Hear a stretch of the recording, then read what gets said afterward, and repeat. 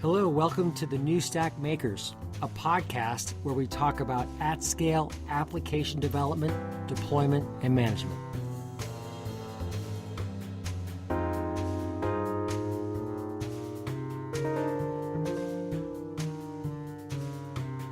Thanks to Capital One, our sponsor here at South by Southwest, where we're doing podcasts live from the Capital One house at Antone's.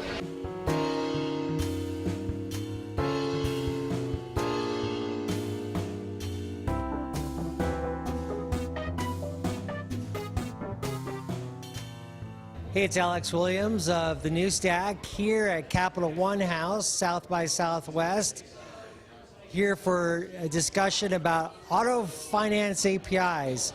And we heard earlier today from Capital One about their new auto finance APIs, and I'm here with Shashir and Ray, who are going to talk a little bit about it. Why don't you guys introduce yourselves, and we'll have a quick discussion.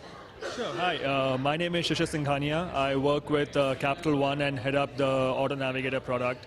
And the Auto Finance API that we introduced earlier today is a part of our product suite over here. Hi, my name is Ray Bajaj. I'm the Chief Architect for Financial Services Division in Capital One, and I lead our Garage, which is our innovation hub inside financial services. Great. So what is the Capital One overall API strategy? So for us, it is the way how we serve our customers, our products and services. This is our backbone and how we deliver our new products. So just giving you a historical context, all of our web services, 3 years back we made this bold declaration, will be developed as APIs. In total, inside the enterprise, we have in excess of 1,000 APIs, which is powering different consumer lending capabilities. And inside financial services, close to 120 APIs that we have right now. We have built processes, people, as well as technology platform so that we can build APIs and we can bring products like Vroom that we are bringing in the market today. So the question I have about the this API in particular, what we're talking about is the auto finance API. Vroom is the merchant, correct? Yes. So Vroom is a car dealership. So think of it, 99% of the places where you can buy a car, you have to go to an actual physical dealership. You have to look at the inventory, especially if you're buying a used car. You want to go look at the car and then decide which one you want, and then work with the dealer to buy it. What Vroom has done, they've built a virtual dealership. They've put the entire inventory online with high-resolution pictures and reviews about the car, condition on the car, pricing on the car, and it's fixed price. So you can go online, you can look at the car online, sitting in your house or in your office, find the one that you like and actually order it online, and it shows up on your doorstep on a flatbed. So you never have to leave your home to buy a car, which is just a very unique experience. And I think Vroom is one of the very few players in the industry who do this, and few, maybe two out there who do that. And what this API, what the Auto Finance API does is, in the entire Vroom experience, you can buy the car online, but you can't finance it. And most of us, when we buy a car, it's an expensive purchase, $20,000, $30,000. We want to get a loan for it. And the API allows consumers to get the loan on the computer, sitting on the computer in the house, versus having to go offline and talk to someone to get the loan. And I think that's a very unique experience, because that provides a layer of transparency to our consumers that they never had before, because they had to go to and talk to somebody in a store, F&I manager, and they would have to work with them to find out what the terms of the loan would be. So it's very innovative, very unique, and we're just having some fun with it right now. So how is the API, design that you built different than other APIs that you've developed? I mean, I heard you guys talking earlier, and you talked about this API as a product, and we know traditional products that have traditionally been used in the car finance, in the retail car buying world, where you, like you're saying, you go in and you go and talk to someone, and you fill out a form.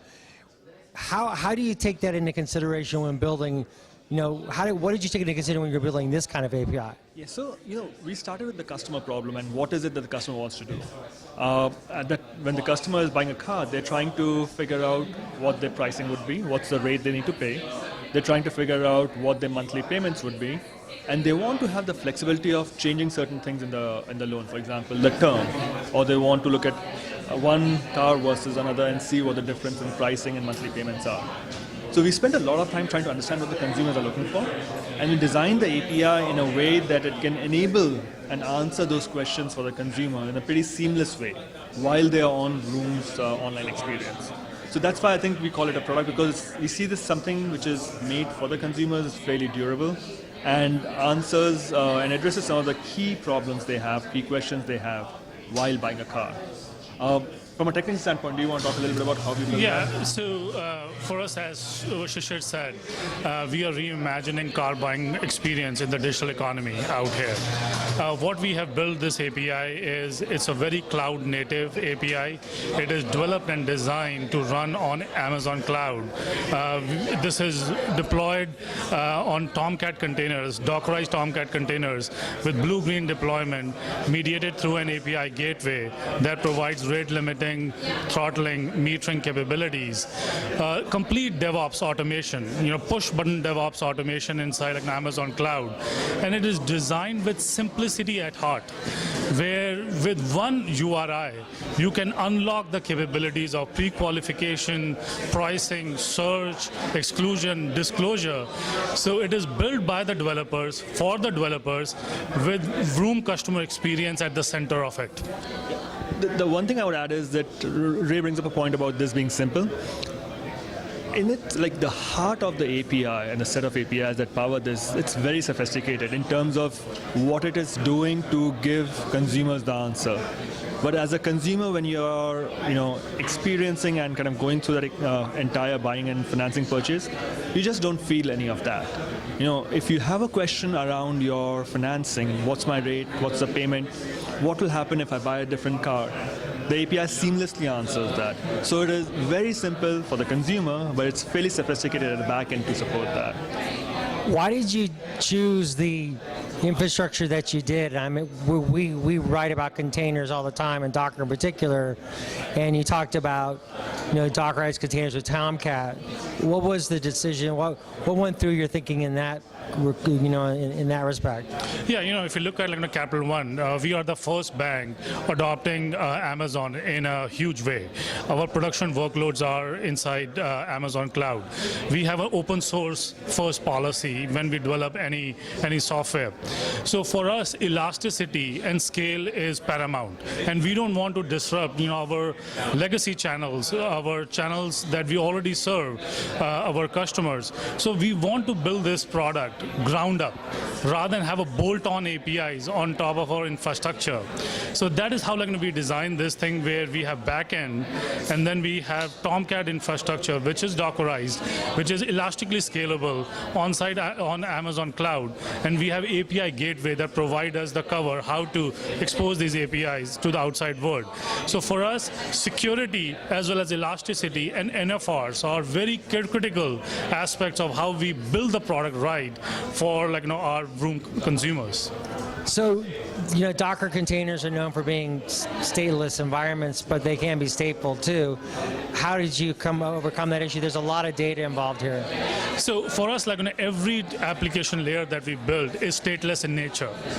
And how we connect those stateless entities is through an orchestration layer. And that is how we have built a router API on top of these product suite that connects different API and builds the state for the entire end-to-end transactions. And Docker for us is a perfect solution to containerize the capabilities and elastically scale. And it's an on-demand compute for the capability that we need. What's that router API then, that router layer, that router orchestration that you built? So there is the router API or an orchestration API that we have built, which is fronted by the Route 53, which is like our traffic control. That Route 53 calls our orchestration API that unlocks, whether it is the pre-qualification, depending upon what input is given to the orchestration layer. So it can be pre-qualification, pricing, search, exclusion, depending upon what is the input to this orchestration layer. So with APIs, you can open up different endpoints, right? Correct, and that's what you've done for Vroom here. How will you continue to open up this API, for the rest of the market? Because there will be other different needs and different requirements as other merchants, adopt this. Yep. So, one of the things we talked about this morning was how at Capital One we are a big fan of test and learn, right? I look at this, so we've got currently one integration with Vroom on the API, and I look at this as a test for us to see how, when we deploy this API in the real world, how is it performing, what's the customer feedback, what more do we think we need to do with it as we start scaling up. So right now we're in that learning and observing phase for the API, and once we're done with it, we can come back with how we scale it up to other merchants, because there are more than 14,000 franchise dealers in the country today, and we just started with one. Yeah. And as Shishir said, from a technology standpoint, these are built as a multi-tenant APIs. And we have invested in the API portal that will handle the key management part of it, where we can give different keys to different partners and we can onboard them in a very meaningful manner. So that's why we have built this thing as a product up, where we have capabilities like rate limiting, metering, so that we can onboard the new partners on this API platform. So it's a seamless integration to when we go to market and open this up for the digital ecosystem. So how did you think about the design for this API? So for us, the key part of the design is simplicity, as I talked about. One URI can open up the capabilities of this product. The second key design decision for us is it has to be non-chatty, because it is built by the developers for the developers. So how can they consume seamlessly inside the experiences? And the third thing is how to build the NFRs, how to build the resiliency, availability, maintainability inside the API product, and how can we elastically scale it. The other key part of this thing is API specifications. How can we make sure that we document these APIs? What is the input, output, the responses? How can people test these APIs in the sandboxes? And we can quickly provision the APIs for the consumption. So simplicity at the heart of it, extensibility is at the heart of the design of this thing, and we have well thought out API ontology that is published in our internal dev exchange. Yeah, I think the other way I think of API design is the customer centricity of the API design. So as we build the API, we focus a lot on what exactly is the consumer looking for. And we built a prototype, we took it for some user testing. And over a few days, we did a bunch of design, but also capabilities iteration of what the API could do. So that, I think, got us to a place where we have something that's fairly durable. We have something that is built and is integrated with Vroom.com, but I think it is durable and flexible enough to work with almost most of the auto lending or auto sales model that other dealers may have. So that's another way I think of the API design, of how does it really address the consumer need that's out there in a very, durable, efficient, scalable manner. Yeah, that's a good point actually what Shishir made. The important part of the product orientation is, are we building the right product? And are we building the right APIs? What are the APIs that we need to build so that we can have the complete digital experience? So we thought about that, very holistically. And then we came up with this product suite. And we came up with a bold vision. What this product can evolve, and what are the APIs that we need to start investing in, so that this is a new way of car buying and reimagining how people manage money. And the interesting thing was, as we built the API and designed it, it wasn't the engineers or the designers who were doing it. We had the engineers, the designers, the product managers, and the business folks all sitting together around the table, along with Vroom, which is a car dealership. So we got a lot of very different points of view as we were building it out that allowed us to push and pull in the right manner as we put the product out there. So, my last question really gets down to what you've learned from this process. And we all know in learning, you try things, some things work, some things don't, right? What is that learning that you've gone through that you believe you will then take into the next generations of this API? Yep. So I think there's so many of them, given that this was the first one.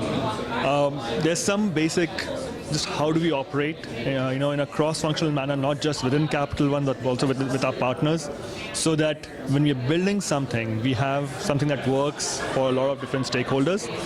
But most importantly, how do we start with really a common understanding of the customer problem? So between us and Vroom, we spend a fair amount of time making sure we are very crisp about the customer problem that we're trying to solve. And then we can put our bold vision out there of what exactly are we going to build, and then start back from there. Now, you may not get there in step one. You may take a couple of steps to get to where you want to, but you have to be crystal clear about that. So that's one. Second is, we may think we have the best solution and we spend hours building it. We have to go and vet it with the customers, right? You have to see how they engage with it, how they interact with it, what's working, what's not working, and you have to be willing to change a little bit as you get the consumer feedback.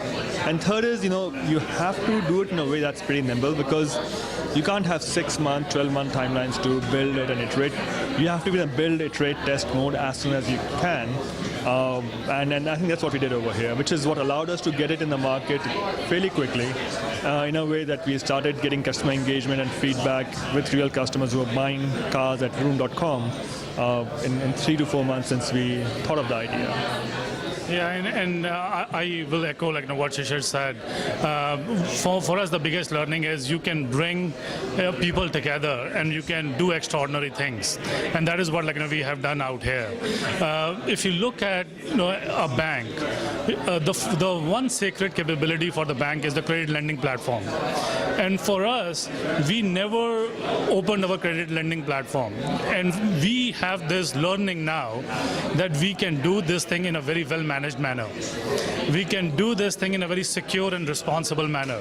So the key consideration was designing it right, architecting it right, and then what Shishir said, how can we learn fast? How can we fail fast? How can we bring the human-centered design, product management, and technology together so that we can get quick learnings and we can iterate on top of it, and we can go to the market fast and get co-create these products with our customers. Because ultimately, this is the customer problem that we are solving, and how we can co-create and get those learnings fast in the cycle. That's how we will win the market.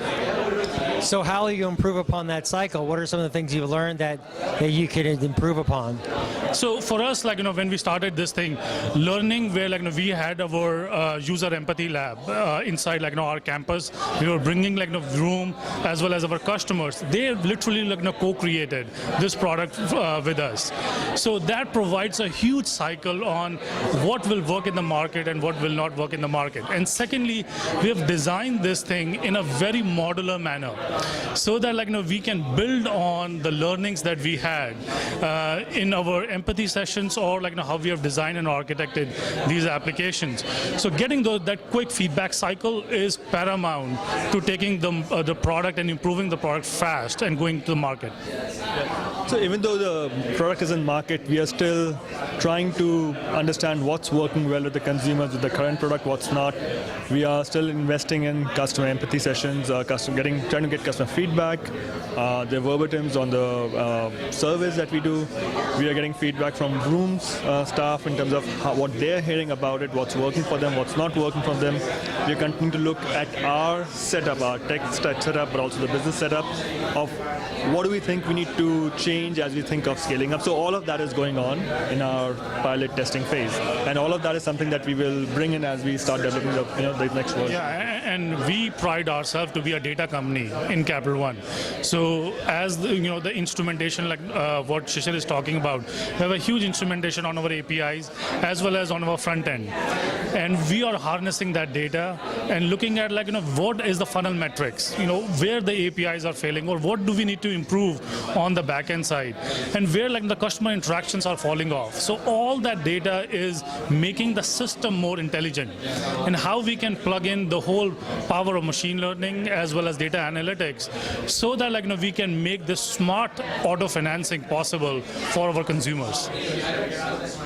So the analytics, is that, you're feeding that into what? What are you feeding the data into to get the analytics? So for us, we are right now collecting the data from the user experiences, the site catalyst data, the tea leaf data.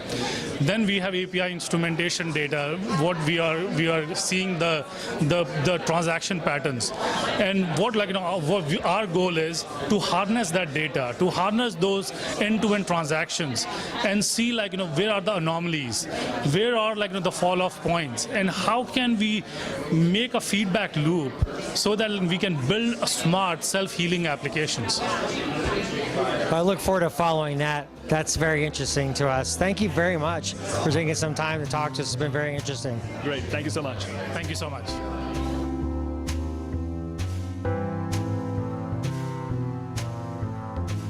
Thanks to Capital One, our sponsor for our podcast from South by Southwest at the Capital One House. Thanks for joining us.